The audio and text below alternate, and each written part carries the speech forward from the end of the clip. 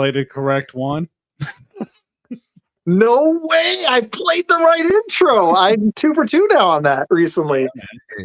I'm Isaac, host of Fun Football, but we are here with When the Blitz Hits the Fan.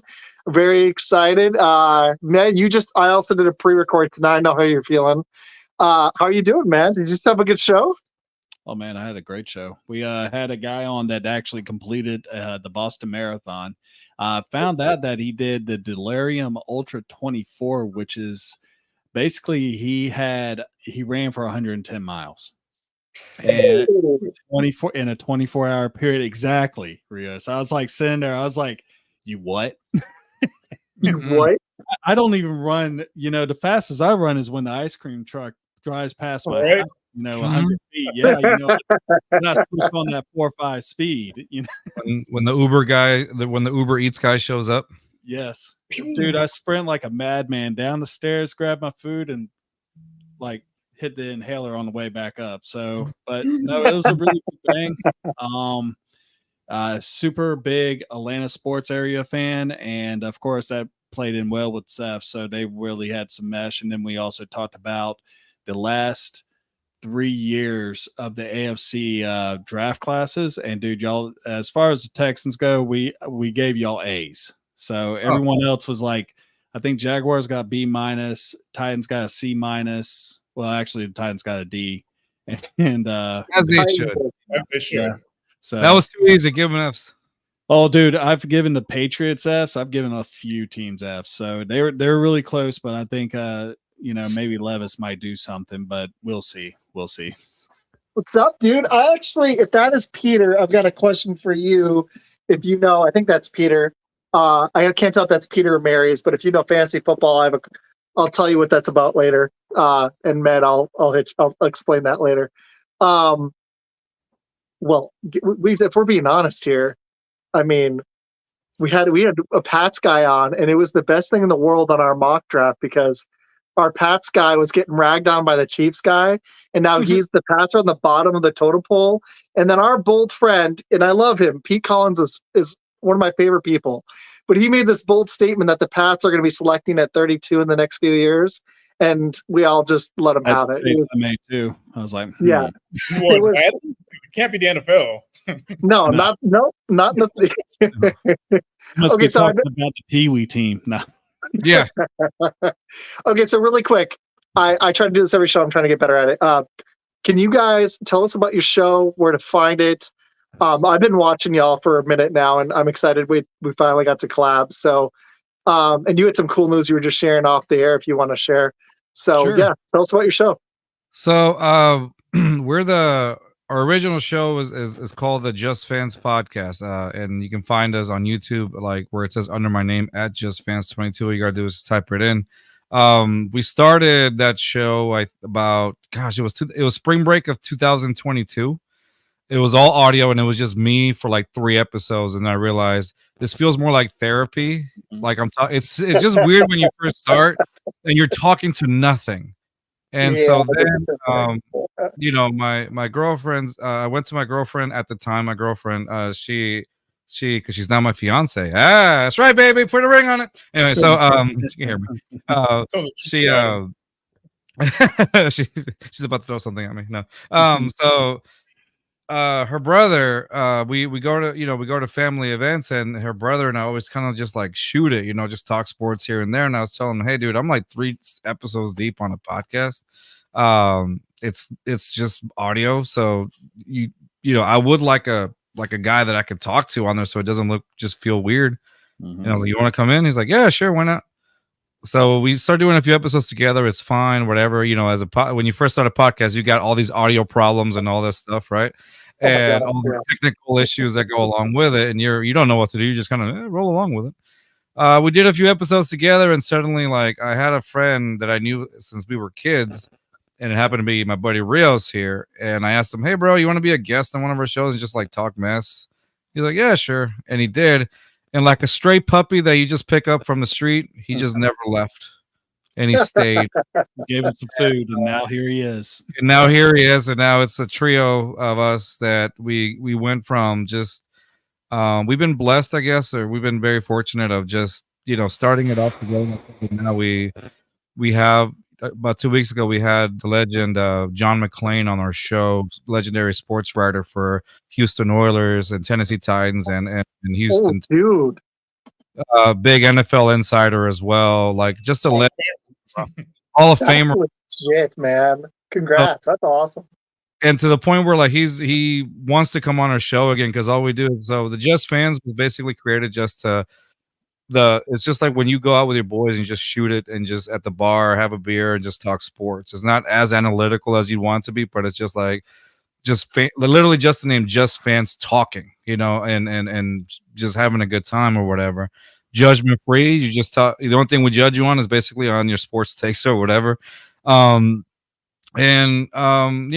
Fans has been awesome, for the last 2 years that we've been doing this. So check us out at Just Fans 22 if you just want to hang out with us and just talk sports. And we are very Houston Texans based. And then recently, because I want to say because of our success at Just Fans, which again we've been blessed and we've been lucky, I guess, whatever you want to call it. We just got a new show that's part of a podcast network called Our Esquina, which is here in Texas, and pretty legit. Where we have to be a little more professional because there's like involved and all that, so we have to hold back here and there. And it's called Bring on the Blitz podcast, and it's dedicated just to the Houston Texans news and stuff like that. And we just had our debut episode yesterday, so it's been fun. So yeah, I appreciate you guys inviting along. Seriously, that means a lot. Yeah, man. Like that's kind of cool to hear like the beginning to now, because that's kind of like me and Med were just talking about it recently. We both started audio only too, and I talked Med into video, and now we've got a network in our show, and we just started in the last year, and it's been a fun experience. So hearing that y'all are having this success, and you guys just started just over 2 years ago, is kind of encouraging because it shows that you can make it basically. So, and also congratulations on your 100th episode. I was watching the interview that y'all had with the Coug, and I was sitting there. I was like, okay, that's what's up. And that's a really good milestone for y'all to have. Thank you. No, I appreciate it. Yeah, those NFL prospects interviews that we've had. So a year ago we had only 3 interviews, right? Mm-hmm. We reached out to a few guys, and like 3 answered, and surprisingly all 3 of them made it to the league as NFL draft free agents. And so that was kind of fun. And so now this year we've had a lot. Well, we got what was it? It was like 10, 11 prospects that we had on. We've been doing for the last almost, I want to say, month and a half, almost 2 months now of just draft prospects. And I saw like when I looked at y'all's channel, all I saw was draft prospects recently. I was like, dang, these guys are doing awesome. Because I'm trying to camera ring that Med bought for me for the first time, and I'm having camera problems. Hey man, it's all part of the process. And so guys from it's like it's get to hear their stories, how they basically start off at these small high schools and work their way up. And some of them actually, we've talked to a couple of guys that went to like bigger schools, like the guy that went to Houston, because he had started off as a transfer from Colorado, and he came back home to Houston, and 3-year captain. And a few of the guys we've talked to, like, they have pretty good chances of actually getting drafted. We're really rooting for those guys. Yeah. Very cool. That's legit, dude. Thank you. So we're trying, I think all of us are in the same thing. We're all trying to see what happens later on and taking any opportunities that we get, and that's just how it is. Yeah, I'm not gonna lie. Like, if we get to the point, we just had our 10th show on our network, which is kind of cool because we just started it 3 months ago. But I think for me and Matt, if we like, my dream is to, and I actually reached out to one. We'll see if it happens. But I reached out to a former Packer player. But if I had ever had a player on, or some huge Packer podcaster, for Med, obviously a Bears, or I think if it was a big enough Packer guy, he might get a little excited. He's a Bears. I can't tell. Can you guys tell he's a Bears fan? I don't know if you can tell. No, I couldn't tell. Right? I mean, there's a Steelers and there's a Bama thing right there too. I thought he was a Steelers fan. That's my dad's jersey, and the reason why you see the Alabama, my dad was recruited by Bear Bryant back in the day.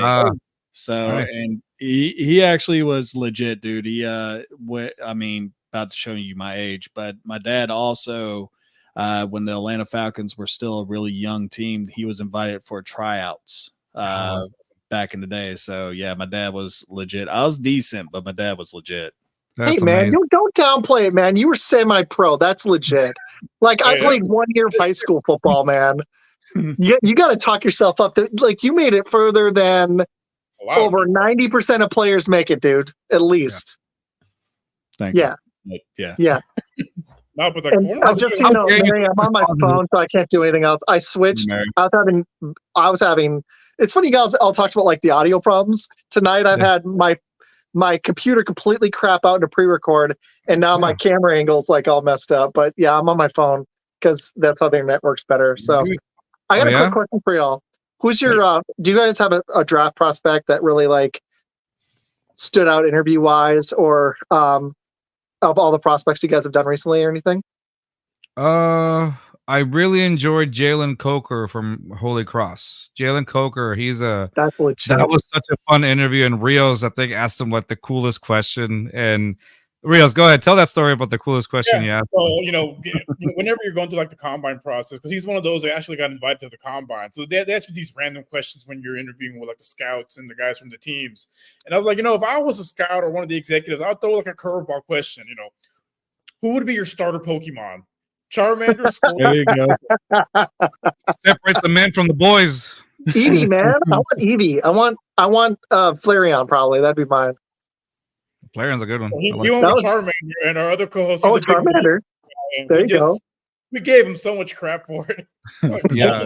So we were trying to keep it as positive as possible because I mean this is a kid that's going, that's been in talks with teams. So our co-host has a lot of anger issues towards the Saints, right? Yeah. And so when he told them like, one of the teams that has been talking to him has been like the Saints, like our co-host just kind of almost like in a way almost lost it. And so then we were talking as the conversation went on. I think it related towards the end about like I think they kind of went back and forth hilariously towards each other, and he said, I love that part. It was like he made fun of him because our co-host would have chosen a Bulbasaur, which is like I guess the Bulbasaur's great. I used to play a lot of Pokemon. Out of those three or whatever, and he chose Bulbasaur, and he's like, and I think he said something along the lines of like I can, something about the Saints winning a championship. Coker said like, well, at least they have a championship, and the Saints have a championship. So that's it. And then he said, oh yeah, well, I beat the game with using Bulbasaur, so there's all that. So so they were just going back. It was hilarious. So Jalen Coker was probably like one of our top ones in my opinion. I don't know about you, Rios. What was yours? Yeah, he's up there, and one we have with Q Reed as well. Very well spoken, and he had great insight. And his whole family was there. It was awesome. His grandma was there, his mom. It was pretty fun interview. He shared the link with all his family, so a lot of his family was just like commenting on the comment section. They were going wild on it. It was amazing. Cool. That's legit though. That's really fun. Like that just would be a blast just to cut it up with them and to talk about the like whether it's before or after the combine. But there's like, yeah, I like that you guys kept it light too, and you asked about Pokemon. That's pretty cool. Yeah, that was all Reels on that one. All credit to him on that. That was pretty good. Very nice. Yeah. Med, I've got a few, but we've yeah. You got any? You want to start with any questions? So what do you think about the Minnesota trade for the number 23 pick? It kind of threw me off because I know that y'all just got Stephon Diggs, and we'll talk about that in a little bit because we actually discussed this on my show before I got on here that y'all possibly have the best trio of receivers in NFL this year. So we'll talk about that in a second. But basically what happened is y'all traded with Minnesota. You got 2 second-round picks and a 188 for the 23rd and 232, which I mean 232. Right. But as far as that goes, what was your ideas on that? I felt like with a team that, let's be honest, a lot of people felt was way ahead of schedule with what y'all did, especially with destroying the Browns like y'all did in the playoffs and looking like a legitimate possible Super Bowl contender. How did y'all feel about this? I would have figured that y'all would draft a top quality first round pick while you strike while the iron's hot. You know what I mean? Yeah. So what I've read is they had basically like a handshake deal in place with the Chargers to get Keenan Allen. Mm-hmm. Okay. But it looks like the Chargers didn't want to trade him within the conference, so they sent him to the NFC, to the Bears. Yeah. That's one of the reasons why they traded out, because like they probably would have went with a receiver if they stuck with their first round pick. But then they're like, they had a deal in place for Keenan Allen, so they're like, okay, we can just trade down and get some extra picks because we're going to get this guy. It didn't go through, so it kind of they had to go back to the drawing board and see okay, what receiver can we get, because our general manager Nick Caserio had said in the press conference, like, the type of receiver they're looking for is a guy that can get separation, get those big catches on third down, and which Keenan Allen is one of the best slot receivers in the league. Mm-hmm. Right? See who else is available. So they went and there's Diggs. He had been having conversations with CJ Stroud and some of the other players about Houston and whatnot, and I don't know how they came up with the deal, but it worked out in the end. And like I said, legitimately like 3 number 1 receivers on the roster. Yeah, Tank Dell was great last year, and you guys have. I mean, honestly, your 4th and 5th receivers aren't bad either. But Nico Collins was a beast. If they're all healthy, and if as long as Stephon Diggs isn't a cancer, which everyone seems to want to make that out. Like, I hate after these trades, you hear more about. We knew that him and Allen weren't simpatico, but you hear more about that crap after, and it always bugs me because somebody wants to slander the guy to save the image of the team that he left. I've always disliked that. Yeah, I think it's with Stephon Diggs. I that's one of the things coming in, but I don't know. You got to understand that the Texans just went through a massive culture change, and that word culture was embedded. Almost, we got PTSD out of it with the former regime. So with this, right now things are looking upwards towards the Texans. So I feel, obviously no confirmation, but I feel like, because the Texans are I would say contenders in some way.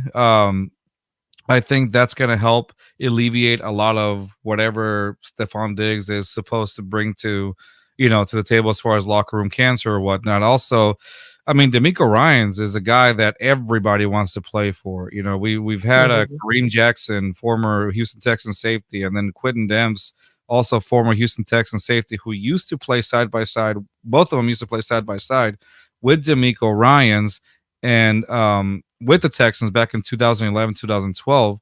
And they both told us how much these guys look up to D'Amico Ryans. When you have a coach that you want to play for, it definitely makes a difference. So I think, even let's say that Stephon has all that, I think it's going to be controlled based on the other guys. And the fact that, I think, the locker room itself is not going to give in to Stephon Diggs and stuff if he were to bring stuff in. I'm not saying he will or anything, but I honestly think because of the culture the culture change that they went through, I think right now Houston's got just about everything, airtight on that situation. So I don't think that's going to be an issue later. It does suck whenever he posts those, cryptic type tweets or messages or whatever, but at the end of the day, a lot of it's just all for attention or whatnot. But then again, I think, if I'm not mistaken, correct me if I'm wrong, Rios, you're better at this than I am. The deal that they got, the deal that they got for Stephon Diggs, if it's one of those things where he balls out this season, it's a money deal.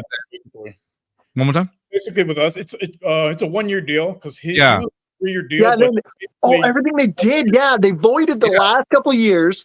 Buffalo took on over $30 million in freaking. Right. That was crazy. They took over $30 million in dead cap money, and y'all were like, "This is a 1-year deal. He's a free agent," just to see how it fits, because he's not that. I mean, he's really not that old. He could have a few years left, but you guys want to see how he fits in culturally, obviously. Right, and so I think with that also helps in a play, to control that. If for those people wondering, if it's going to be an issue, I think that also helps, because at the end of the day, he wants to get paid. So this is almost, I don't want to say it's almost like a tryout in a sense. You know what I mean? Exactly. You do well, and things will happen for you, and so I think that helps keep it under control. We got a Texans question for y'all. Sure. Peter, a guy we just had on recently, was really cool. He said, "How do you guys think Tank Dell is going to handle coming off injury?" no more goal line blocks. No more goal line blocks for sure. I think we learned that lesson. Well, Good. I've seen the videos like of him that. training, and he looks like he's in phenomenal shape. Like, he Yeah, looks ready to go out he's- there and play. So I'm not too worried about it because what broken bone is not like a recurring injury. It's just a one-time thing. So I'm not too worried Yeah. about injury. I gotta ask really quick because you guys name dropped a few people, and this is like inspiration for me with all these players. Because if I just get one out, I'm gonna be over the moon. Any former players or coaches you guys have had on that really stood out? Before I've got a Texans question for you in a second, but yeah, like not Kareem- just draft prospects. yeah, best one, Kareem, Coach Dems, man. Coach Dems Which was one? probably the best. Our Yeah. best interview. Coach Quentin Yeah, Dems. He had the best. He had the best draft story. So Very cool.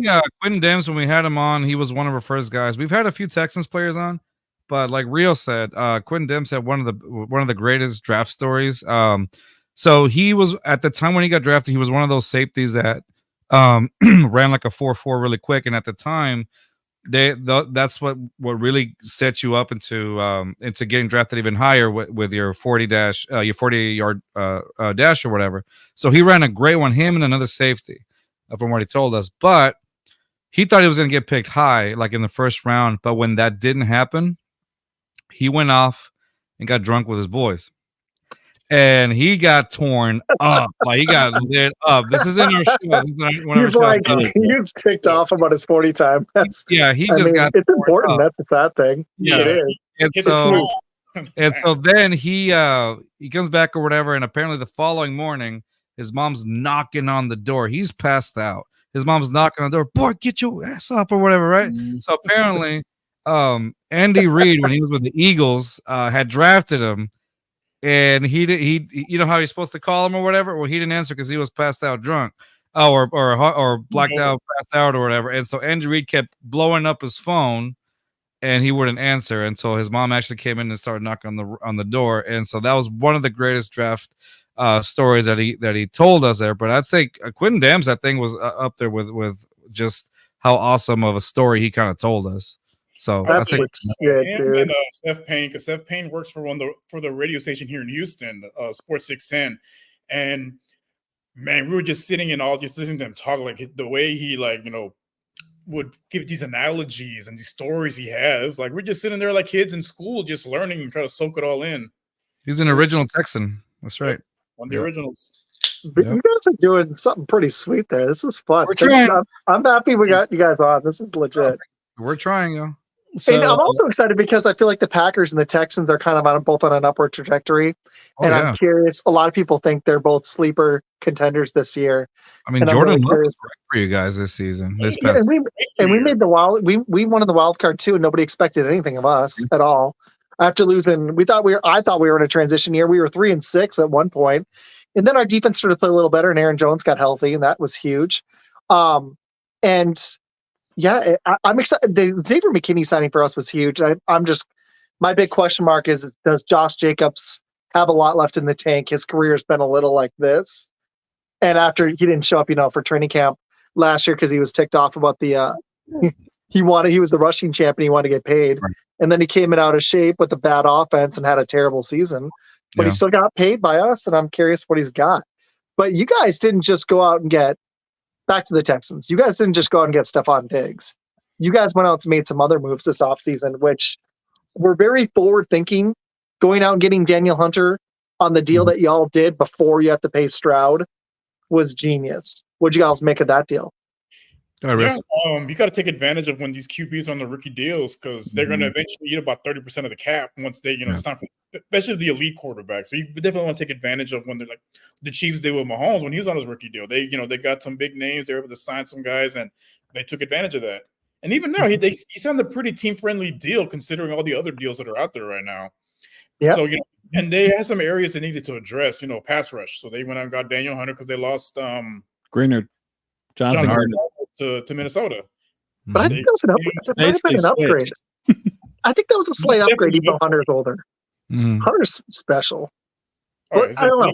Lead pass rusher. And then they also addressed the running back position because Joe Mixon. It looked a lot tired. And Joe Mixon's been one of the more underrated running backs. I agree. Anyone that plays fantasy, he's guaranteed to give you, rushing and receiving yards. It's just very underrated.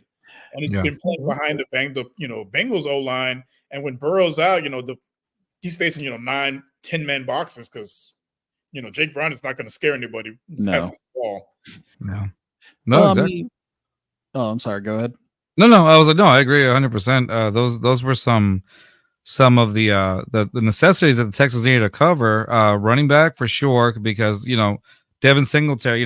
We had Dameon Pierce, and he kind of just fell off the face of the earth. This scheme that was brought in, this Kyle Shanahan like scheme, obviously it didn't fit for Dameon Pierce, and you need an elusive running back. I'll give you an example.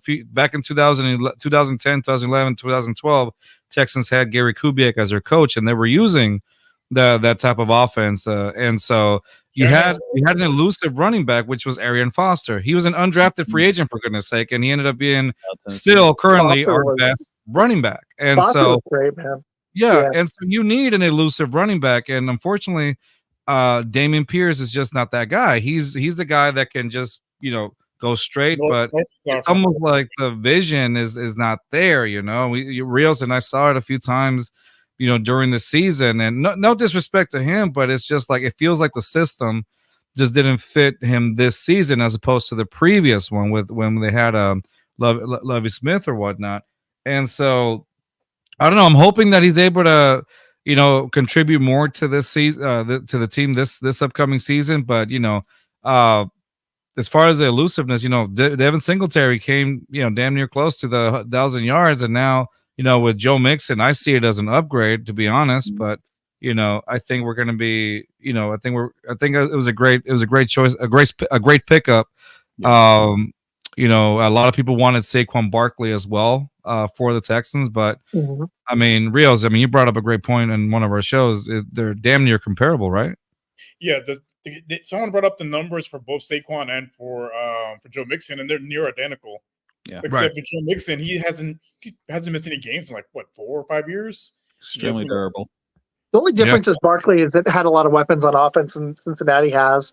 And I think Cincinnati was thinking Mixon might be falling off, but I think it was a perfect signing for y'all because you got him for 3 years, and you can find out what he's got left, and possibly this running back class isn't great, but it's deep, and you guys could land another, kind of like the Packers. I want them to get another running back behind Jacobs because I don't trust A.J. Dillon. But y'all could draft a younger guy if you Pierce, I agree with you. Pierce was pretty disappointing this last year.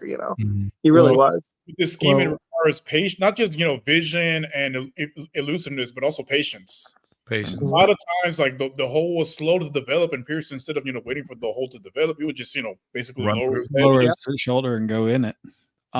But like you said, Joe Mixon for his whole career has averaged around 1,400 total yards each season. So, he's not only a running back, but he can also be that dual threat that comes out the backfield and gets you those reception yards, kind of basically keep the defense honest for that part. And also another pickup that y'all have that I actually was like, okay, that's sneaky good, was Azeez Al-Shaair, who came in from the Titans, led the team in 161 tackles.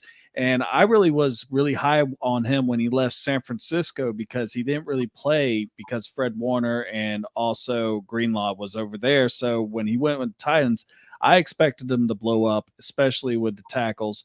He ended up doing that. I think he's going to be a perfect fit for y'all and DeMarco Ryan's defense.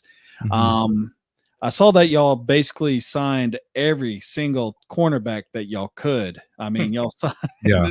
I was like, holy cow. Do you think they're going to try to address that as well? One across from Stingley? Yes. So we had Steven Nelson. The thing about Steven Nelson is he was fine, but it's just sometimes there was a little bit inconsistent. What's up, Jason?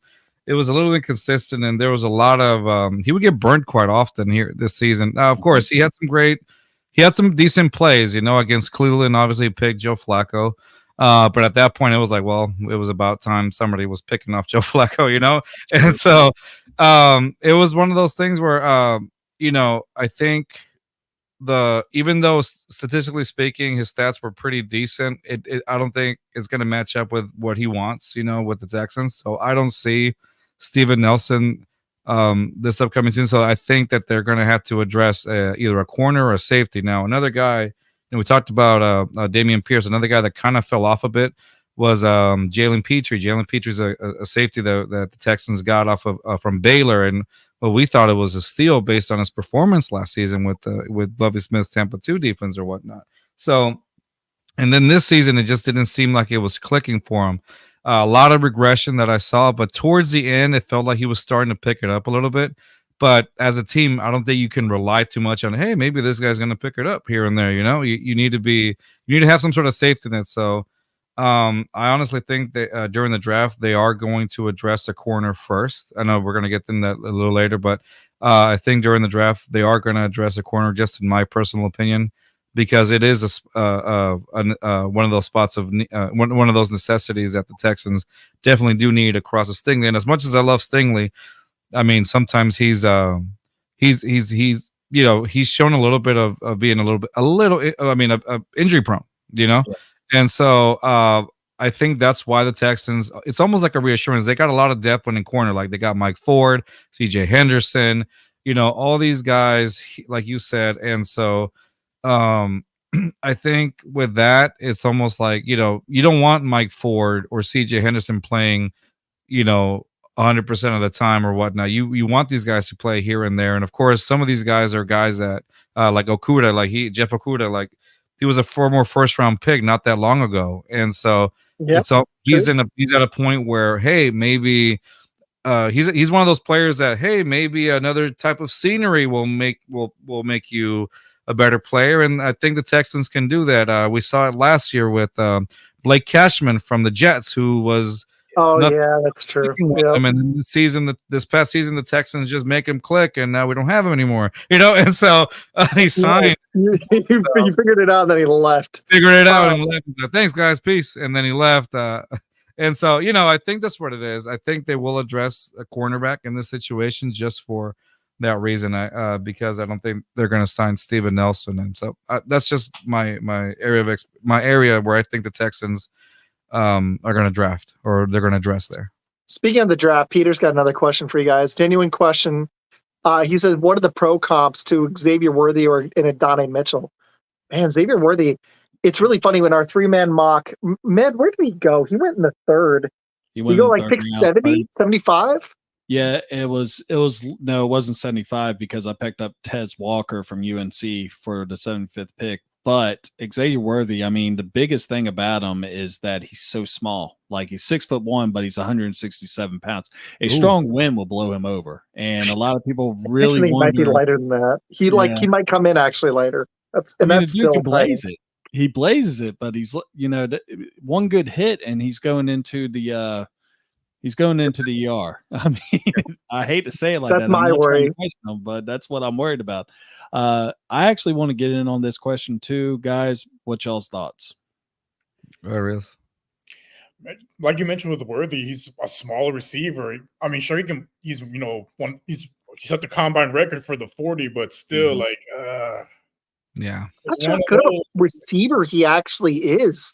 Like, are you just gonna send him on fly routes? Like, because he reminds me. I could give 5 guys I'd pick. Actually, I could give you 7 guys I'd pick before him, at least, definitively. Realistically, should be a late second, early third round. That's what I've got him at. Not a late first. Not a late first. I think like the Chiefs shouldn't even. I know they need a receiver at Buffalo, but I don't think they should look at Xavier Worthy at their picks. Yeah, he has great speed, but just a limited route tree. Like, what's he gonna do? Just run fly routes all game? Like, and he's not gonna be someone bigger body, corner bodies him up at the line of scrimmage. He doesn't have the upper body strength to push off and create that separation. That's the one concern with him coming into the league. He's gonna have to really bulk up, but bulking up might lose some of that speed, which has people wanting him in the first. So we'll see. Adonai Mitchell. Interesting. He's also kind of on the small side. He's tall, but he's 6'3" and I think 187. So I'm a little worried about guys like that. My comparison with Xavier Worthy? Xavier Worthy? Marquise Goodwin, who used to play for the 49ers back in the day, real small, I but remember him. Extremely fast guy. And Adonai Mitchell, I would actually say, kind of reminds me, because Duke can catch just about anything. I mean, the game that he had against Washington, he lit it up. But Adonai Mitchell, I would probably, God, Trying to think of a good pro comp for him. Trying to think of one. That's a good question. Yeah. I think I saw somewhere someone that compared him to Jalen Reagor when he got drafted by the Eagles. And what's funny is I live near Fort Worth, so I actually think I saw Jalen Reagor playing live, and I was like, he looked like a great returner, but he didn't look like he'd be a pro receiver, and I was right. I remember telling my ex-father-in-law that. I was like, he looks like a heck of a returner. I wouldn't take him before the third round. Like, I just watched the guy. I was like, I shouldn't see it. Yeah, a lot of the comps for Mitchell they haven't been great comps. The guys that didn't work out in the NFL. And it's not a good sign. No, I'm not high on him either. Honestly, between the two, I actually kind of think Worthy might have a better chance, only because of the lightning speed. If he can work on his route running and bulk up a little, at least he's got the record-breaking 40 to fall back on. If the Packers, I'm going to just be honest, if the Packers took Adonai Mitchell in the first 3 rounds, because they've actually had a lot of receivers in for pro day visits, which is a little surprising because we have a deep receiver room as well, but nobody really established. It's just a bunch of dudes who are growing, look like they're going to be good, but we don't even know who the number 1 is. But they looked at Xavier Legette and oh my gosh, I was looking at their draft. I actually got it up. Oh, Xavier looked at a few legit. He'll be. No, I know. I'm like, we pick him. I just got Ricky Pearsall. I haven't put it up yet, but I got him in the 3rd round. And I was like, if the Packers did that, we actually looked at the other guy, one of Matt's favorites, Jermaine Burton. He came in for a pro visit or a date. He came in for a visit with the Packers. I was like, dude, see, those are 2 guys I like better than the 2 that Peter asked about, which is very interesting. So. Yeah, they're getting a lot of draft buzz, mostly because of the school they played at. Not so much their own individual accolades or their combine or pro day performances. Yeah, from Mitchell, from what I'm reading right here on Bleacher Report, apparently he's not really a good blocker either. He's inconsistent, inconsistent, and his inability to attack the ball when in the air or whatnot, and so there's quite a few negatives that I feel like are kind of important if you're going into the next level or whatnot. So that concerns me right there as well for Adonai Mitchell. So. Ned, you got any other ones? I got some more questions, but you got another one? I got 6 questions. I could actually adapt from Atlanta to Houston with no problem. So if you want to go ahead and hit up your questions, go ahead and hit it because these guys are the experts. I'm going to hit them. Yeah, we'll bounce back and forth. Yeah. Do you guys see anybody as a legitimate threat in the division this year in the AFC South? I think this is an easy question. Jacksonville, to me, I don't even buy Trevor Lawrence. No. The only question mark for me is if the Colts, if Anthony Richardson, he looked great in the beginning of last season, but I think the best case scenario for them would be a wild card for Indy if he can stay healthy. And he only made it 4 games, not even. So we need to see him last more than 4 games. Yeah. I think in the division, the only one really that would give me a little bit of a pause for concern would be the Colts, just because they have a great coach with Steichen, and they have a great defense as well. But the big, like you mentioned, the big question mark is Anthony Richardson. Can he stay healthy?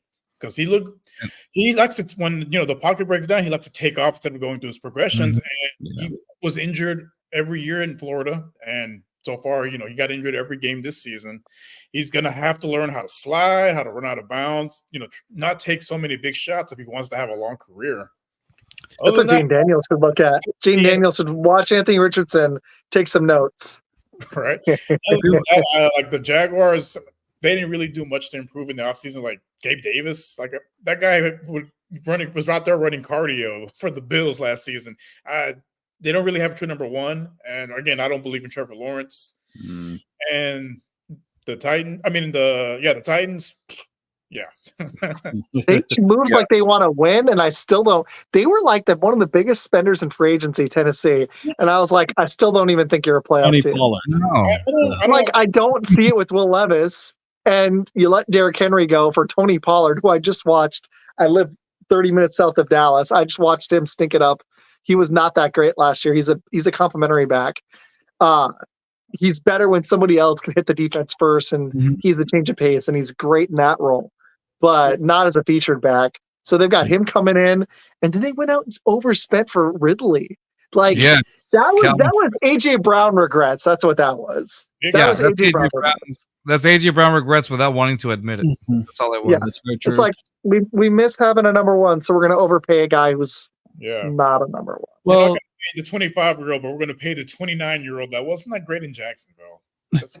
I was going to say it is strictly because of Levis's arm.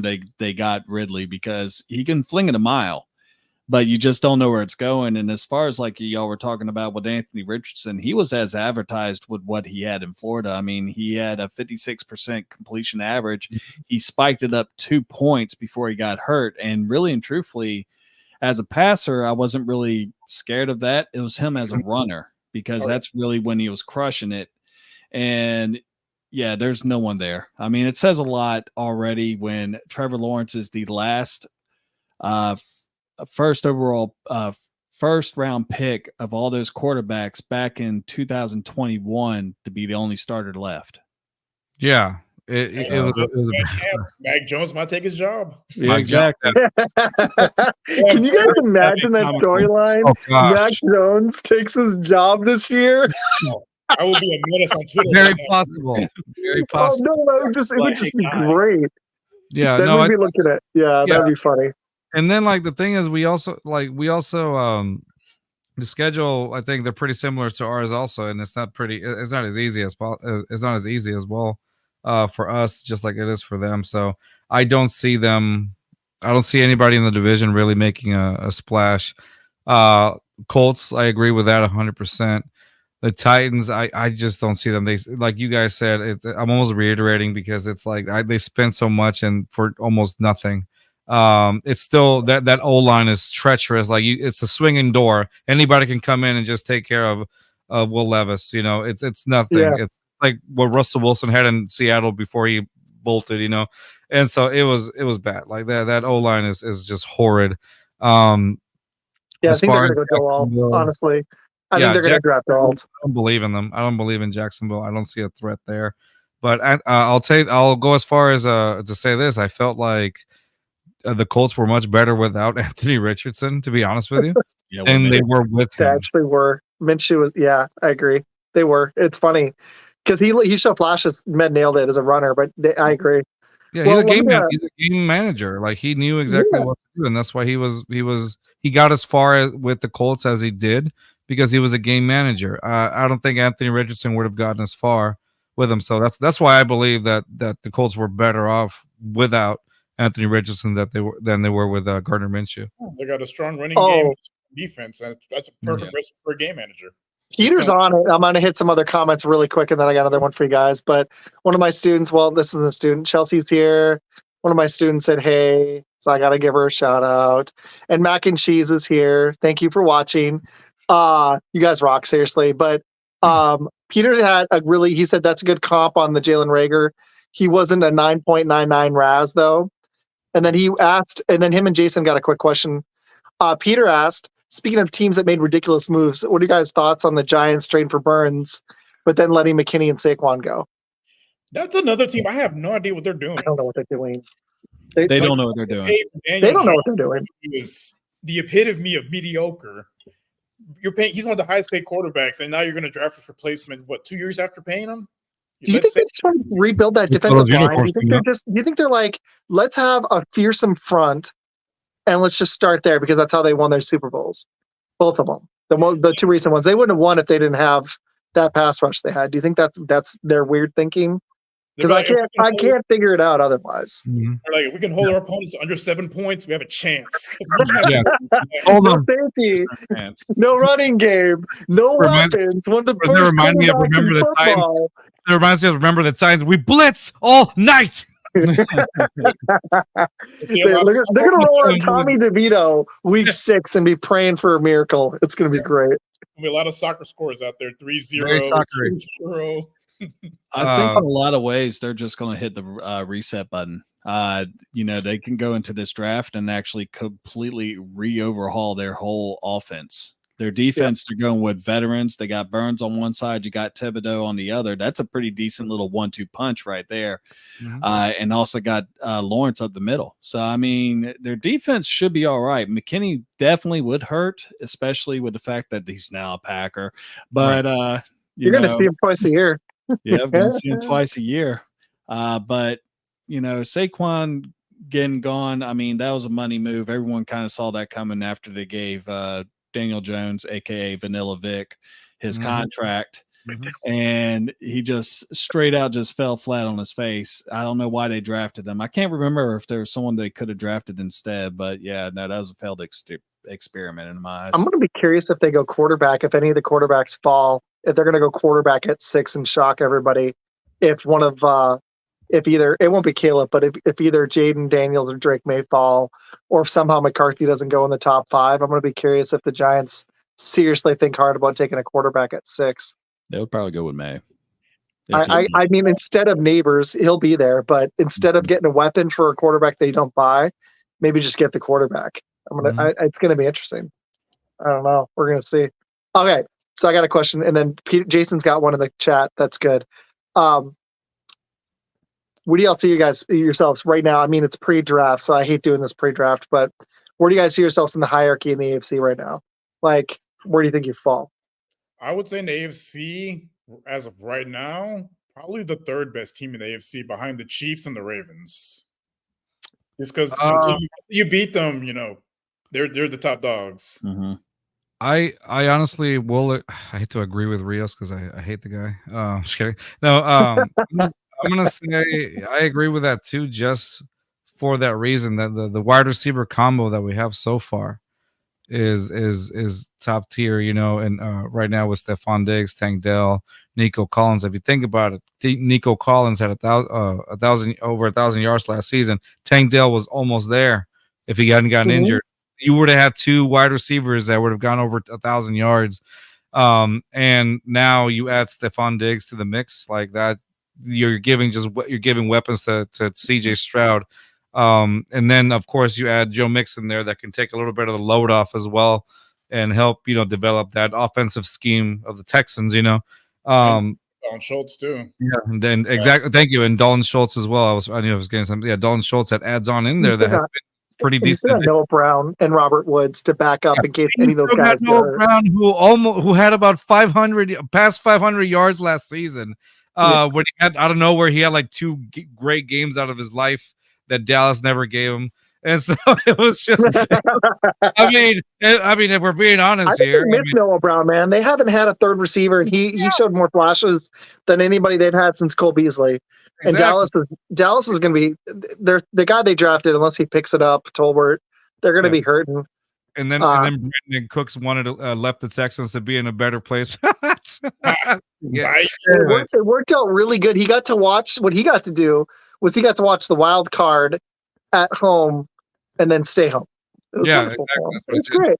It was a great scenario. That's what he wanted. But nonetheless, it was just so I think, for that reason, I think, I agree with Rios. I see obviously the Chiefs at the top, Ravens second, and I think I honestly think we can make some noise in there. So I'm gonna go with 3 because I honestly say I would have added Cleveland to that mix, but Deshaun Watson isn't Deshaun Watson. No. I don't believe in Deshaun Watson. I don't believe in that. Because last year, supposedly Cleveland was making some noise with 98-year-old Joe Flacco or whatever, and they had just came off the couch and had subscribed to the NFL Red Zone or whatever. He looked great until that playoff game, and then that fell off fast. Well, he was exposed or whatnot. I got you all second. I think you're better than Baltimore. They lost a lot on defense, and you could give me the Derrick Henry thing, and it might really work out. But losing Geno Stone was a big loss. Losing Patrick Queen that's an underrated big loss, and I just don't buy Lamar Jackson in the playoffs.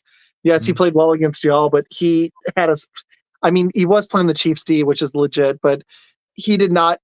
All he really needed to do was lose his legs, and they should have beaten the Chiefs, and he didn't. And I just think if y'all play this year, I think there's a legitimate chance you guys beat them.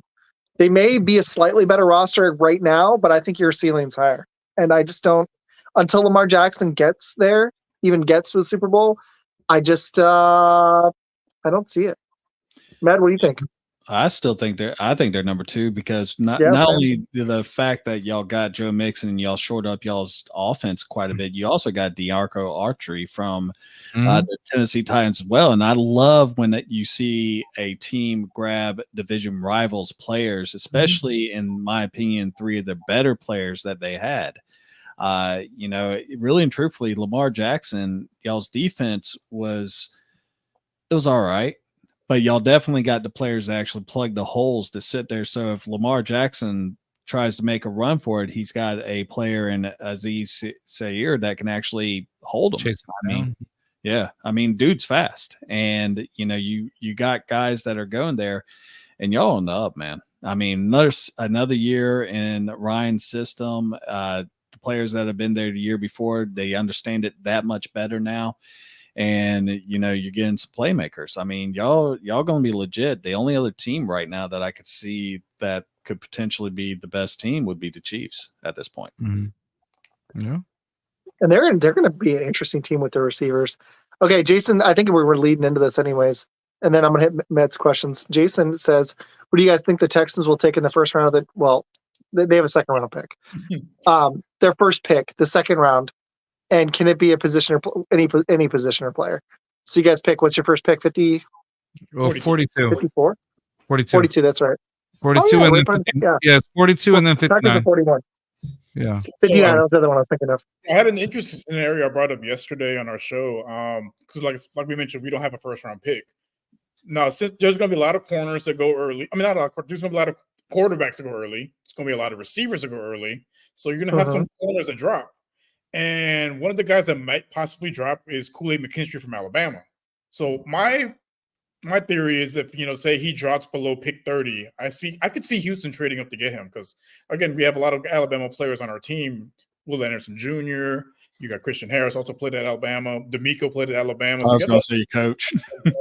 So I could see them moving up for a guy like that because they wouldn't have to trade too much to get, pick 30 or 31 or even 32.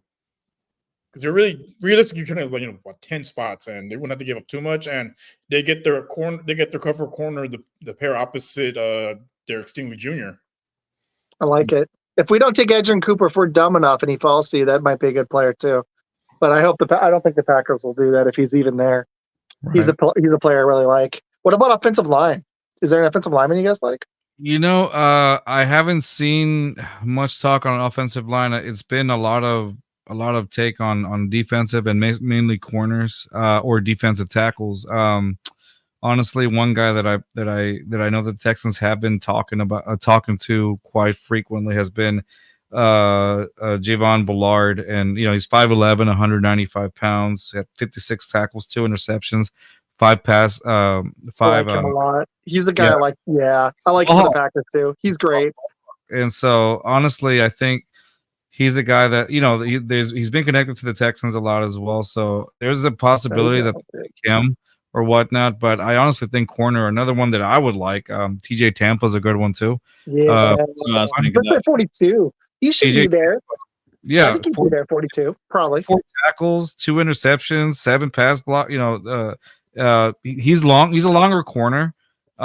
He is a bit slower, but because of he's at what 6'1" or 6'2", I can't 6'2". There you go, and he's 200 pounds. So was he 4'5", 4'4", or 4'4", or 4'6"? You know what? I can't remember off the top of my head what it is. I can't remember either.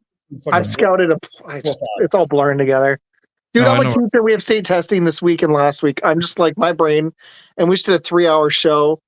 Like, I'm happy to, I'm just remembering these guys 40 times at this point. I'm just like, what's a 40? Yeah. What's a 40? I don't even know. He was, let me see. I got his little scouting report right here. It's 4'5", honestly, coming up and thinking about it. This is 40-yard dash to be determined. So I guess this might have been an old one. So I don't know. But he's 6. See, on this one, he's 6'1" and 189. So kind of, it kind of goes back and forth or whatever. But I from what I understand, he was a little slower. But TJ Tampa seems legit just because of how do you call it? He's really great at zone coverage as well. So and he's lankier. So I like that for the Texans. They need somebody like that, somebody that can kind of go up with a receiver as well, that can contest him or whatnot. So I like that. But that's to me, that's the biggest necessity, just either a corner or a safety. And again, just a safety position, I think it's the biggest one at risk right now.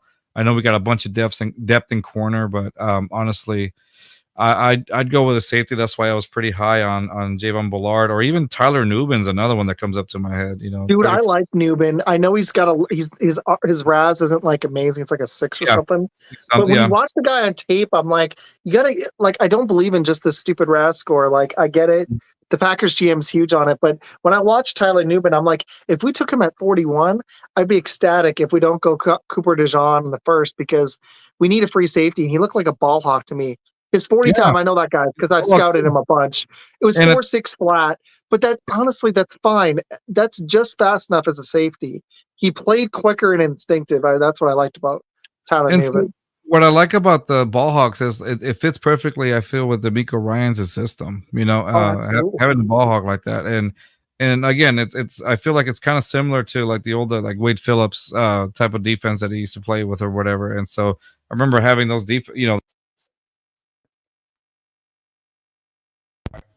sorry, somehow you cut out. I was like, darn it. It happens. Yeah, it happens. You know, we had great. The Texans had great safeties back then. Daniel Manning, you know, guys that may not sound. Quentin Dempsey, you know, around that time too.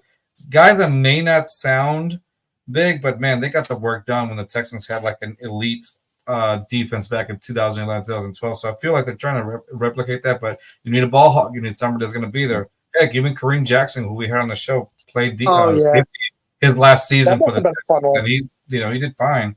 But nonetheless, you know, at safety for me, but if not, those names to me would be ideal in my opinion. Okay, I got one comment because she's left like 6. Mary's got a draft series, and she's covering the draft on Thursday, Friday, and Saturday. So go check out Mac and Cheese. I'll be joining on Thursday. I think Med will too, but I was going to do plugs at the end. But go check it out. It's going to be a lot of fun. And she also asked, "Are you guys my podcasting teachers?" I guess we are. I am. I teach too. Yeah. All right, Med, what you got? All right, so here we're going to go ahead and start off easy. Finish the sentence. The greatest Texan to ever play the game was blank, and why? J.J. Watt. I agree. Yeah. J.J. Watt. What about the second best? Andre Johnson. Yeah, there you go. The guy was bar none. You're such a young team that those are the two names that stick out, you know? You know, and in some cases, a lot of people will say Andre or JJ, you know, in that order. And you can't really disagree with them. But that's good bar talk banter right there, man. Yeah. Arian Foster was fun too. What you got? Are you the same way on that one? Yeah, same. Yeah. So unanimous, I guess. Yeah. That you? Yeah, no, okay, so my wife and I went up to go. That's see interesting. Somebody said Hopkins. Yeah, I think he could have. I think he could have. Yeah, that's cool. He didn't have the time because of. Can I cuss in here or no? We try not to let one loose. Because of one loose. My favorite clip is of Hopkins when he just put Dante Hall in his place. That's amazing. One of my favorite clips. Man, Hopkins was special with y'all, man. You guys have had some receivers, dude. With your receivers now and your short history, if you're just saying that the Houston Texans, the receivers that y'all have had that you're going to continue to have with CJ Stroud, if Tank Dell or Nico Collins pan, or if you get a few good years out of Diggs, this is getting to be kind of stupid at this point. Can you imagine hearing of a team that had DeAndre Hopkins on one side and Andre Johnson on the other side? Are you kidding me? Andre was so you had good, Matt dude. Schaub. We had Matt Schaub. We had a chance of Peyton Manning. We had a chance. Yeah. Looks like you guys finally. Peyton Manning. Finally hit. Peyton Manning almost wore that Texans helmet, took it off, and almost had a triangle on his forehead saying Omaha in every Sunday for us. That would have been amazing. Just thank the Panthers for making one of the most lopsided trades in NFL history and going up and getting Bryce Young and leaving CJ Stroud in a good situation for y'all. Lovie Smith too. Lovie Smith built that statue outside of NRG Stadium. See? Yep. Bears. Somehow we make up. Bears. He's a Bear first. But what I was going to say is, so interesting thing, because you mentioned Peyton Manning. I actually went. If you look at behind me, that's my dad's replica jersey. But in there's like little cards and stuff. I actually went to the Hall of Fame for Peyton Manning's induction. He's like my favorite player, one of my favorite players of all time. Even though I hate Tennessee, but I've always loved him. Another player I want to go see is actually J.J. Watt. I want to go see him get inducted to the Hall of Fame too. And if there's ever a player that you want to see that played for your team that you want to see go in there, I'm telling you right now, it's worth it. It's a lot of money, but it's worth it. But the only reason why we're not going is my wife absolutely hates Tom Brady. And she was like, I am not going. She's like, J.J. Watt is my boyfriend, but Tom Brady's going to be there, and there is no way in hell I'm going. She could just kind of walk out during Tom Brady's speech. Exactly. Or just come back a long bathroom break or whatever. I get it. I get it, brother. Happy wife, happy life. Exactly, man. Right, my wife hates Mahomes. If it was like Mahomes thing, she can't stand the guy. We watched the NFL quarterback. It wasn't just that, but she hates his wife, and she just is so. She's already over Mahomes. It's like the Tom Brady thing, but it's already hit, and she's like, it was before this year too. So yeah, so she didn't love the Super Bowl.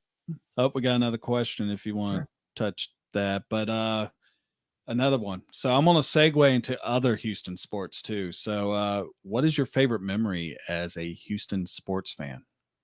Go for a rest.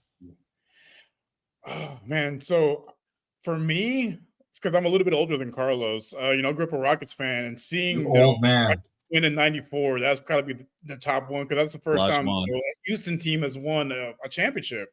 Yeah. I mean, I was only 10 at the time, so I couldn't fully enjoy it, but just remembering watching it on TV and in my neighborhood and at school and all that, how happy people were and how proud they were. I was like, man, this is a good feeling. And they won it again the next year. I was like, oh, I can get used to this. And I've been back since. Rios is you guys got the Jordan Blip championships, but at least you got back to back. So that's good. Hey, I'll take it. And you guys had such a fun team. It was cool that you guys had the Dream Man. He was awesome. Yeah. For me, I think it was most recently Astros winning it 2022. As you can see, we're a big Astros fan. Also, Astros winning in 2022. That to me, I had been to both parades, the one in 2017 and 2022. This one felt really good just because I got to spend it more with family instead of a bar drunk. And so I got to spend this one with family, so it meant a lot to me. So and so it was awesome. We actually did a video about it. A reaction video on our YouTube page. I saw it in your intro, actually. Yeah, it had it was one of our favorites, and apparently it got into an ESPN commercial, so that was kind of cool. Oh, dude.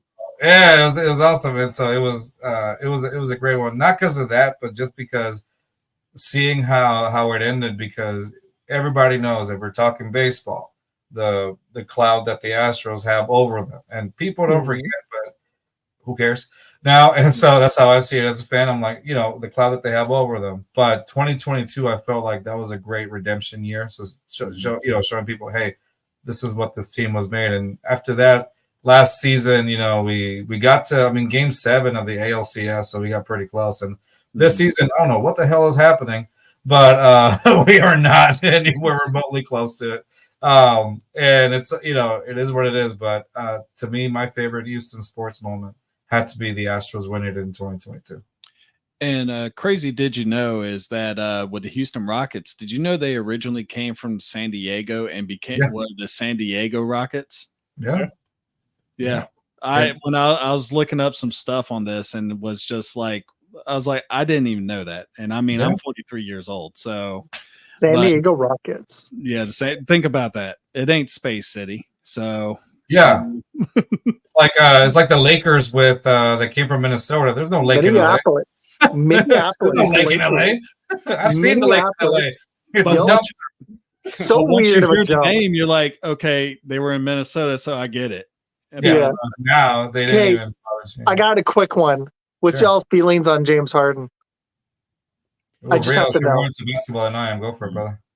I'm glad he's not on the Rockets anymore. He was very hard to defend. It's just the way he played the game. Like, he was a great, offensive threat, but like the way he played the game it got very exhausting having to defend them. And once he forced his way out, I was kind of happy about it. I was ready for, a new chapter in the Rock. We had went as far as we could, but I mean, we're going against a juggernaut dynasty in the Warriors, and we just couldn't get past them. So I figured, you know what, it's time to just start over and just start anew again. That's kind of how I felt about Aaron Rodgers. He got us that one ring, but by the time he left, I was like, I didn't know what I was getting with Jordan Love. But honestly, after the last year, and I was so tired of hearing about him. I was like, you're almost 40 anyways. Just go, just go to the Jets. Do a Brett Favre. Go to the Jets. Room, sign with the Vikings a year later. He didn't. Like go to your dark arts in Oregon. Harden was, besides the playoff collapses, like. And I think it took us a long time to realize he's not a number one guy. No, he's not. He needs a guy to be that alpha in the playoffs, because playoffs are just hard.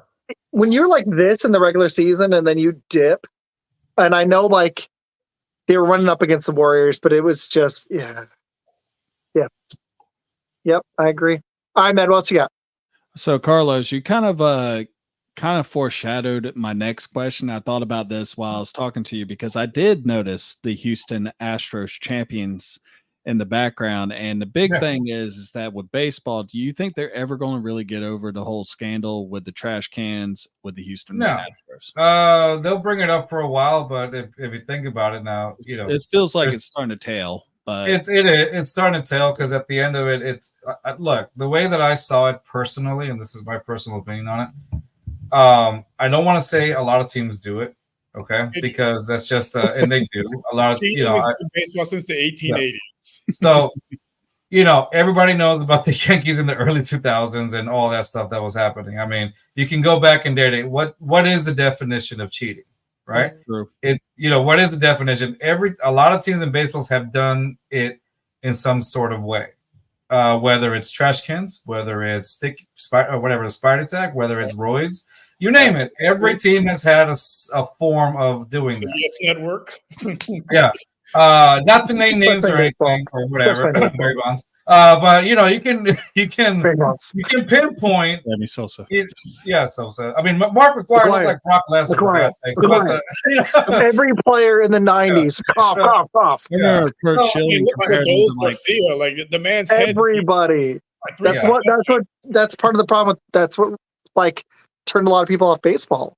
You said everybody doing it. Said that the dude looked like Mr. Potato Head down there. Yeah, exactly. So I mean, so my thing is this: if you're going to get upset over one thing, get upset over the whole entire thing. Does that make sense? You have now, as fans, you have every right to be upset at it. Sure, but if you're going to talk about one particular team, you should also talk about every other team that has had some sort of history with it.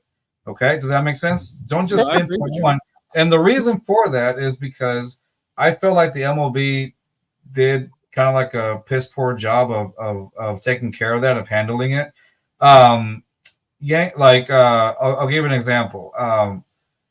It was overblown, but because in reality, it felt like it's drama that brought people in. How many times in the World Series when the Astros ran, how the viewership, because people. It made the Astros the villains, you know what I mean? Mm-hmm. And so people want to see that. It brought people in. People want to see the villain lose. Okay, they got to see it a few times in the World Series. The Astros have been pretty dominant since 2017. Ask the Yankees how dominant the Astros have been since 2015 for them. The Yankees have not been as relevant in the postseason since the Astros have had this entire run. They really haven't. I've spoken to Yankees fans, and they feel that same way. And so with that being said, I feel like, it brought some more viewership with the whole Astros scandal. And that's why I felt like MLB didn't really do anything with it, because, hey, you're bringing people in. There's a good guy, and then there's the Astros. It brings people excitement. People dress up as trash cans. I went to Oakland. Oakland. That'd be hilarious. 2 years ago. The season that we won the World Series. I went to Oakland, and out of the 5 people that were there, I purposely wore the orange jersey just to be seen in that, just to make sure. So people wouldn't confuse me with a seat. So I purposely wore the orange, and we came out. My brother and I came out on TV, and it was awesome. Here for Houston or whatever, it was great. But I got the hate. Like they were chanting. We were right behind like home plate. People were chanting all these things at Bregman, Altuve, guys that were responsible. But I noticed something that day, and it was people have a narrative. Whatever people are being told, or whatever is put out, people believe it. And I couldn't believe how gullible people were, until I saw that. And I was like, well, again, and it doesn't bring to fruition that, hey, a lot of teams have done things as well, but at the moment we forget because those are the it guys at the moment. Does that make sense? Those are the it guys. And so, like you said right now, it's almost coming to a tail end. So what happens? We forget, and then along the way will come another team that does something, whatever, and now they're the fall guy. But I felt like personally we were easily the fall guy because we were at the time we were a small market team. There weren't the Yankees, there weren't the Dodgers, there weren't the big, the face of the MLB. Because if it would have happened to those teams, I'm sure a lot of it would have been swept up under the rug, as opposed to let's make the Astros a scapegoat. Just my opinion on that. Yeah, I mean, you didn't see play-by-plays. Sorry, go ahead. You're good, man. Sorry. You're good. Sorry. Yeah. No, I mean, look, like picking back what Carlos said, look at the Ohtani thing. It got a little bit of coverage at first, and then you don't see any headlines on it. Nothing. Because again, MLB's cash cow. Yeah, and I mean, and you look at what happened with Ohtani's translator. I mean, something was up if he got brought back in overnight on a flight right after it first came out. So I mean, it is what it is. No, there's plenty of scandals in all sports. I mean, I actually played football with 2 guys that went to the NFL, and whenever he would come back into town, he would have a Harley Davidson truck. And with the area I grew up in, I knew that this dude could not afford a Harley Davidson truck. And got it. So, he would always tell us, like, he played with Christian Ponder, and he said, he had a Porsche. And it's like you sit there and you're like, okay, you got these college kids. Of course, now it's not going to be different with the NIL deals, but, no one's going to bat an eye. But at that time, when you sit there and you see these cars that are like 6-figure cars, I mean, a Harley Davidson truck in the early 2000s was an $85,000 truck. Yeah. You're like, Greg, what's happening there? Greg, how are they paying you that much at Burger King, bro? Yeah. No, I liked Carlos's comment. I was going to just add was about narratives. They do it in like within even a game. Sometimes the broadcasters, like recently, I used to, when it's rookie year, I really liked him, but like Tony Romo, it doesn't matter what play-by-play guy, they'll be pitching a narrative, and sometimes it's nothing, like, I don't even agree with it when I'm watching the game, and I'm like, why is he, and they just keep pushing it. You're like, there's other stuff going on. Like there's, you're like, the problem is people believe it because that's what they're hearing. You know what I mean? It's almost like NFL draft stories. Like you hear a story about a guy, and they're like, yeah, he did this, and then his mother abandoned him, and his best friend got shot 2 days before draft day. And I was like, dude, do you really need to tell us all this stuff? That's a lot of extra stuff. Okay, really quick. Peter's got another fun one. Another late answer, but his favorite sports moment off the field. It's by an athlete, so that counts. But J.J. Watt reigning what he did after the hurricane, yeah. And him and Andre Johnson are 2 of his favorite non-Bears. Of course, he didn't list a Packer player, but no, I agree with him, man. That's legit. Well, I mean, J.J. Watt raised over $40 million for the city. J.J. Watt is just and he still got criticized for it. by people. People will find a thing to talk mess about. Of course they will. If people were like, "Oh, I didn't see any money," or would you expect him to come give you a check? Like, yeah. And the first 100,000 was donated by him. He didn't do it just that one time. He's done it like multiple times. I mean, and his goal originally was only 200,000. JJ Watt's a saint. Leave him alone. Yeah, sainthood. Hey, you know what?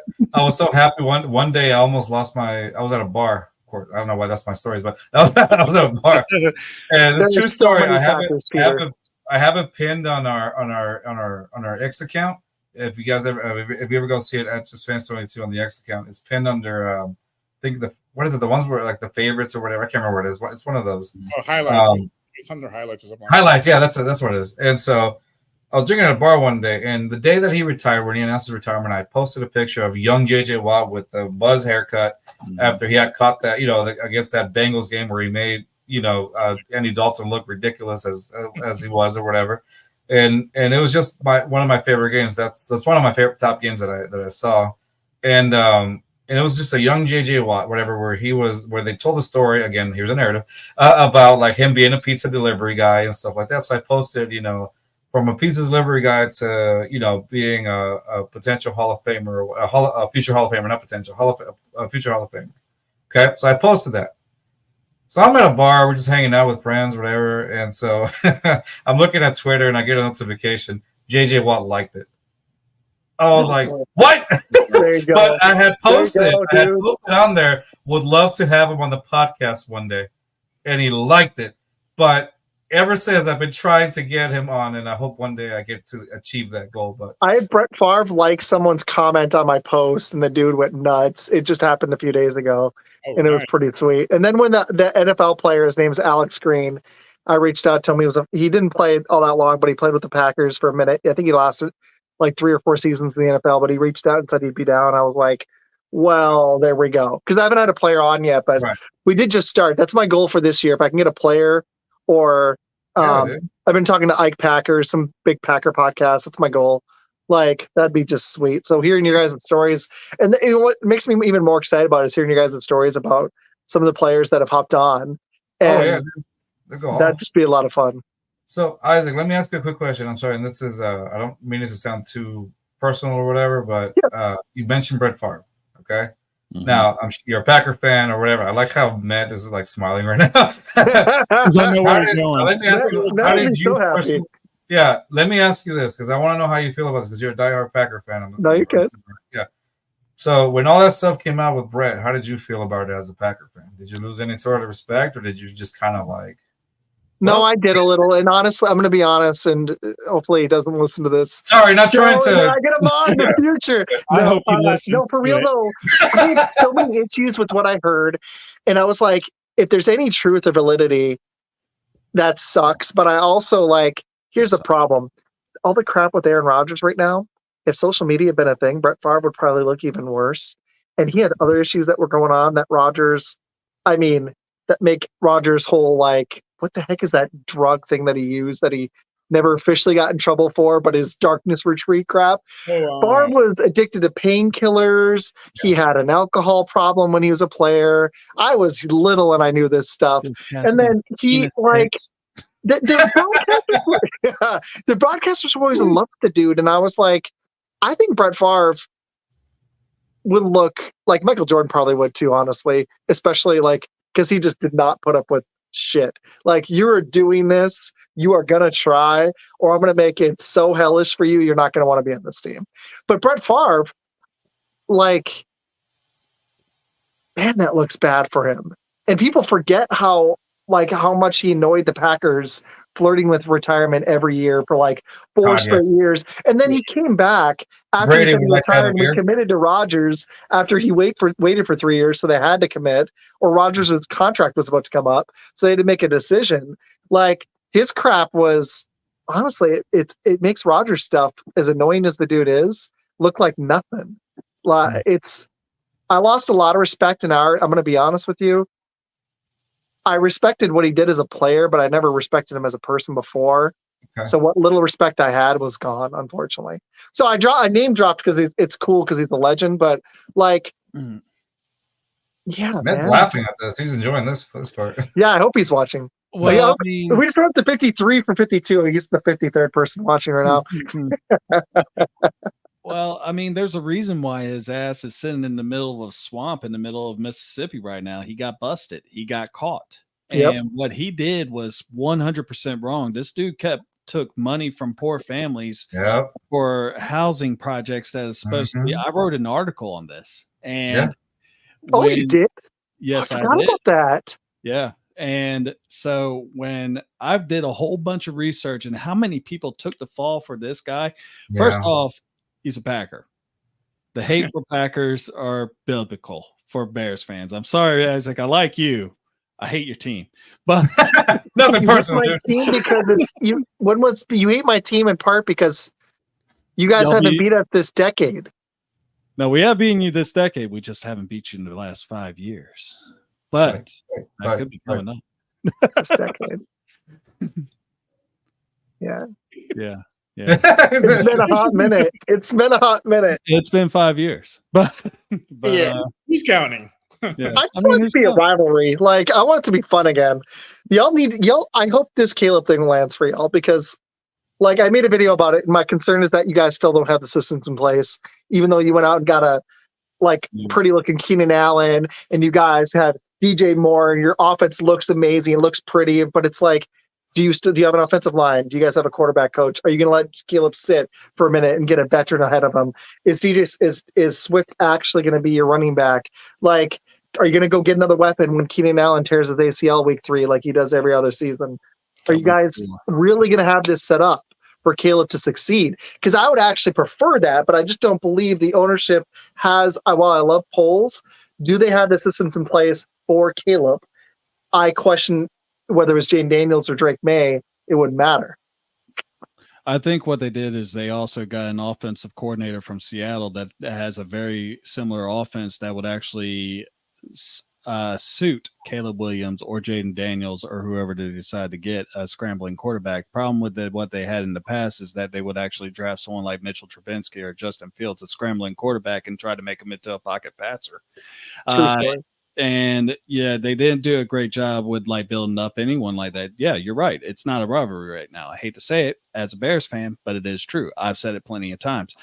But at the same time, there was something that we actually saw in this last game was that our defense is starting to actually amp up a little bit more to what it was when we had the dominant 06 seasons and stuff like that, when we were handing you that ass. And whenever we actually sit there. Then we went and won the Super Bowl. After Jay Cutler was on a treadmill. Sorry. We decided it was an elliptical exercise bike. I don't know. Whatever it was. Bike. But I was never a big Jay Cutler fan anyway. So, but no, we're getting there. We're getting there. I'm hoping it's fun because I honestly think Houston got kind of lucky here because they're probably in one of the weakest divisions in the NFL. But they're turning up anyways. I just don't believe in anybody else in that division except for I think you guys nailed it. Steichen is a good coach, and I think he's going to keep them respectable. He has the best chance.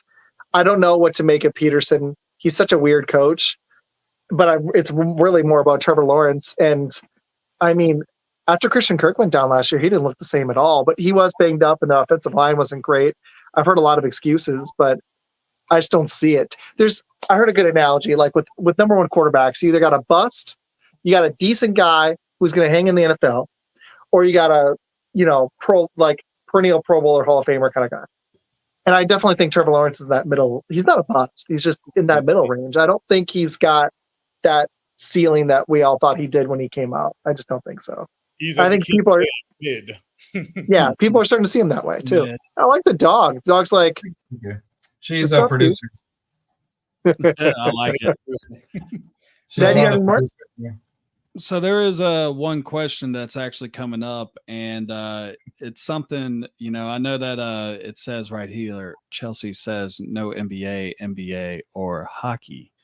This is the Blitz. Blitz can mean anything. Yes. It's just not a football term. Yeah. So NHL expansion. 2 cities have been mentioned the most. One being Atlanta, one being Houston. Mm-hmm. Can Houston be that 4-sport city do you see NHL actually surviving in Houston? I know it does it in Dallas, but it do in Houston as well. So a lot of people don't know that originally Bob McNair, owner of the father of Cal McNair, who's now the owner. A lot of people don't know that before he wanted the before he wanted the Texans, he was trying to introduce an NHL team to Houston. Eventually, those plans didn't pan out, and he obviously went with football, and here we are, right after the Oilers moved out. Houston used to have a semi-pro team called the Houston Aeros. Great colors or whatnot. They weren't NHL official or anything because they were semi-pro. AHL. But AHL. AHL, yeah, thank you. And so, and then they moved to I can't remember if it's Idaho or Iowa, one of the I states or whatever. I can't remember off the top of my head. One of the states. The Sturgeon, I think, of Idaho.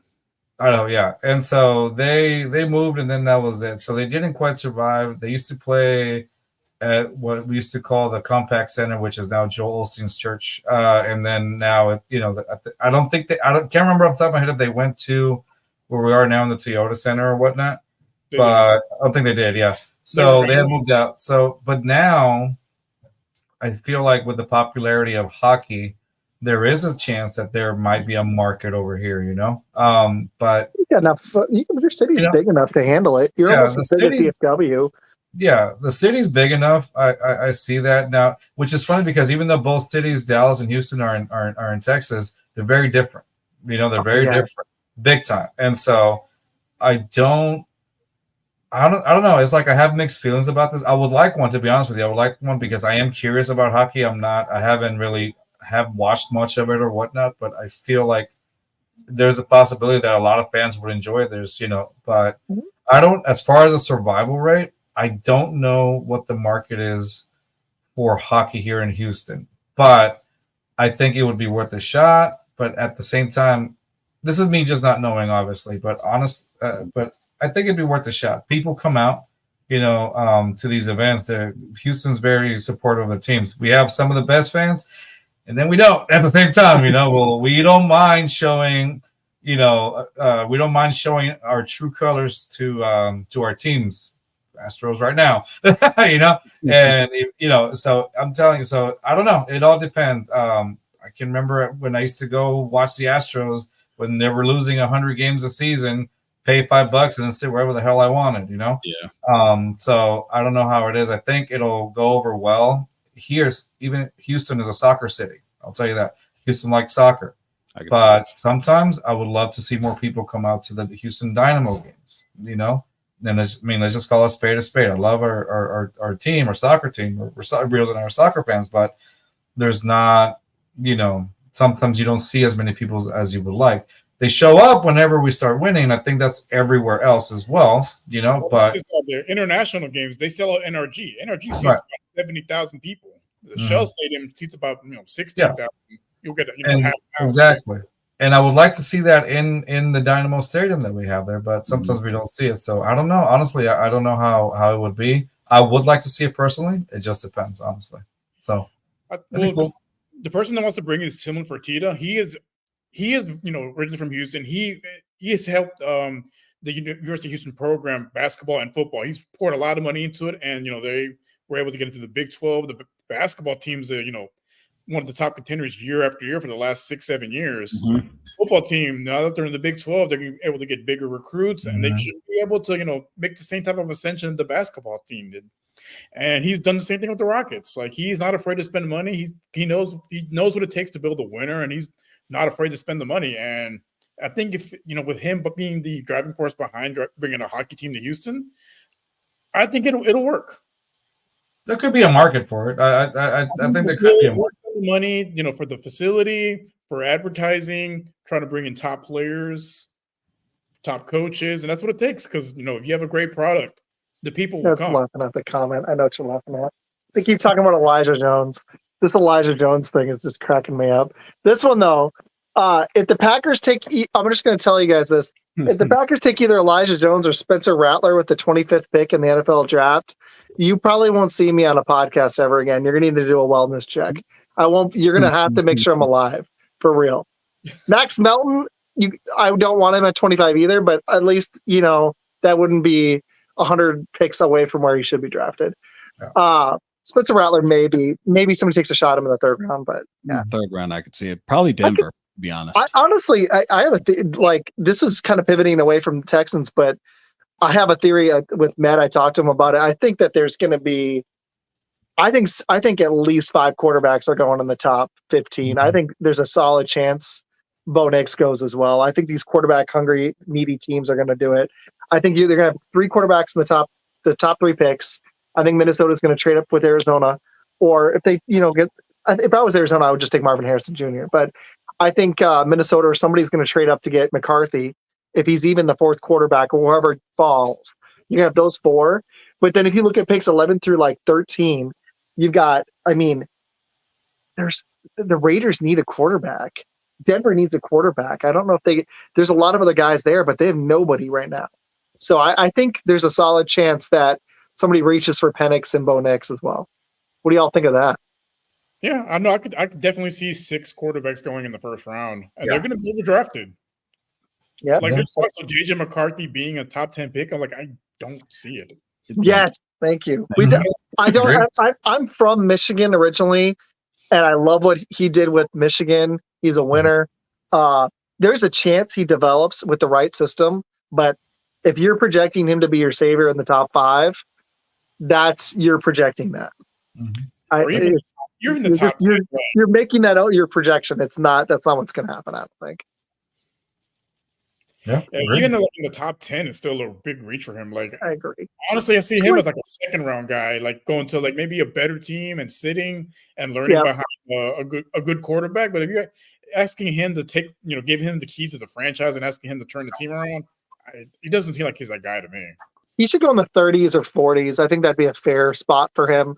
Just right around wherever, like if people took him where they should go, if they took Penix and Bo Nix. Like all those guys to me are like mid, high, 1st, 2nd round picks, not 1st round. Sorry, those guys should go in the 30s, 40s, or 50s, not in the top 15. Like I think all 6 of them are gonna. So the main reason why they're stiff for him is the simple fact that he actually participated in a combine, and also at the same time you looked at that, you saw the top 3 guys, May, Daniels, and Williams, that did not participate in the combine. And he was able to take advantage of it, him and Penix. And, you look at that and, they also expect this guy to be the next Tom Brady just because he's coming out of Michigan. There's always going to be that comparison, and there's always going to be that hope. Yeah, he could throw a 60-yard bomb. But when I watched him play this past couple seasons, there wasn't really a whole lot put on him as far as like being an actual passing quarterback. They ran the ball and they played great defense. Yeah, he didn't make any mistakes. I give him that. And his completion percentage was 71.2%, but he only threw the ball 330 times. He hardly ever ran the ball as well. And to me, he's just not someone that I would really sit there and try to risk a high, like Minnesota talking about people talking about them trading up to the 4th or 5th pick to pick this guy. I just don't see him being that guy that he could develop into that. But right now I just feel like he's a fringe 1st round. And like Rio said, 2nd round. I think Carlos has to go. And honestly, I've got state testing tomorrow too. So Matt, did you have any last questions before we, I'm good. Guys? Hey, I wanted to have you back on this season. This is actually our 2nd to last live show of Blitz, so thank you for doing this with us. And honestly, I'm just going to be frank. What you guys are doing with your show is kind of what I aspire to do with mine, so this was really cool. Yeah, seriously, like having players on, which just the camaraderie you guys have. Hearing that you started the same way me and Med both did is pretty sweet, because we're both like, Med's about a year in, but he was doing audio for a while with Buzzsprout, and I was doing audio, talking to myself. And then I started with a buddy that he's not on tonight, but he's on my other show. But me and him do a pick'em, and we were talking on the phone like every week. And for like 45 minutes, I was like, dude, we just got to do a show. We just got to do it. So yeah, it was awesome having you guys on. You guys do. I've been watching your show for a while, and this was awesome. So thank you guys. No, thanks for watching, man. I appreciate it. I hope Hey, all goes well. What's that? The bottom comment. This one's good.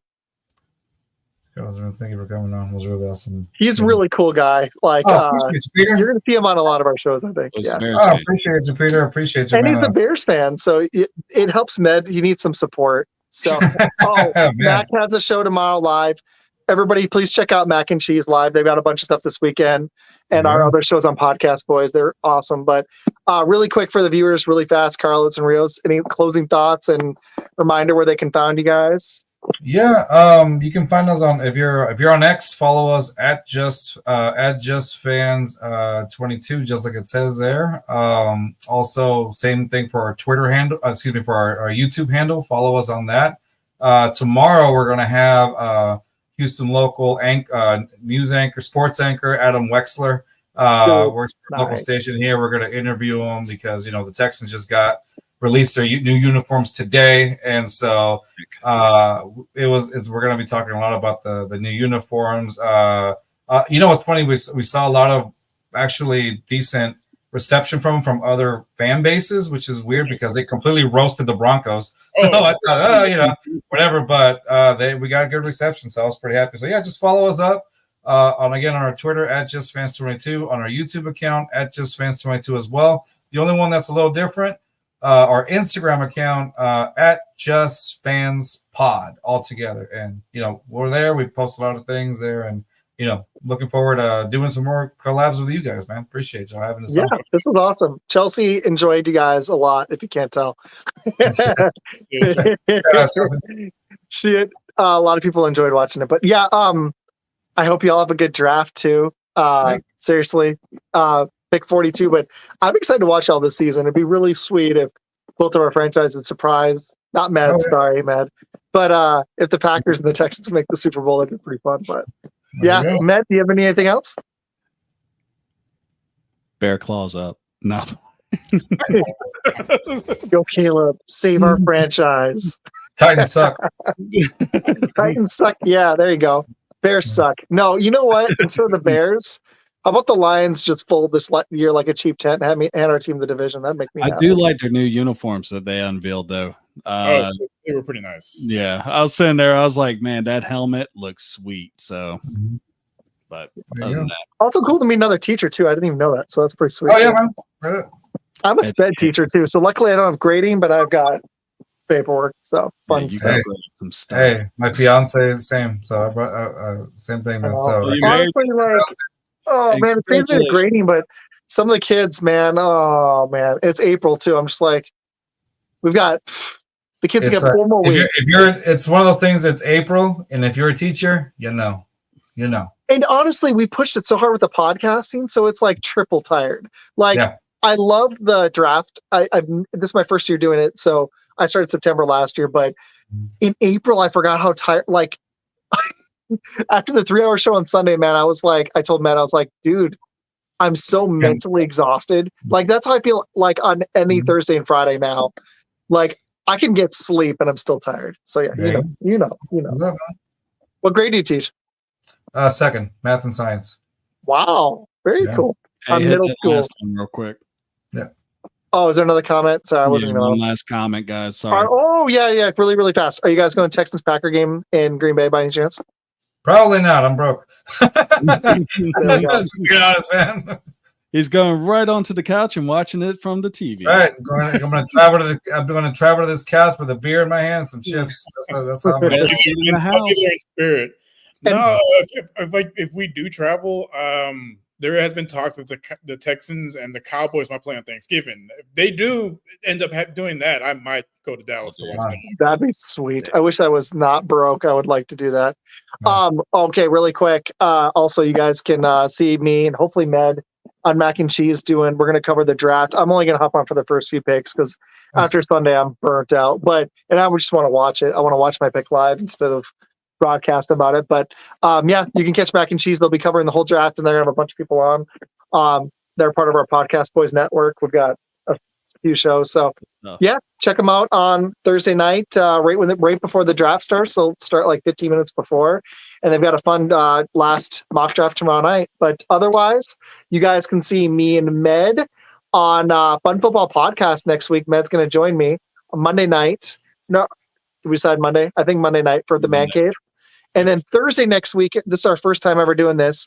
We're going to have a musician on and his whole band. I'm going to confirm it. But this is kind of cool, Carlos and Rios. The Dennis Cockerham Band. It's Trailer Park Country on Facebook. He's doing, I can't tell if he's a newer artist or not, but he's actually going to be performing at the NFL Draft tailgate. So I'm going to be asking him some stuff about that. Because, man, like, it's on my bucket list to go to a draft if I can afford it next year.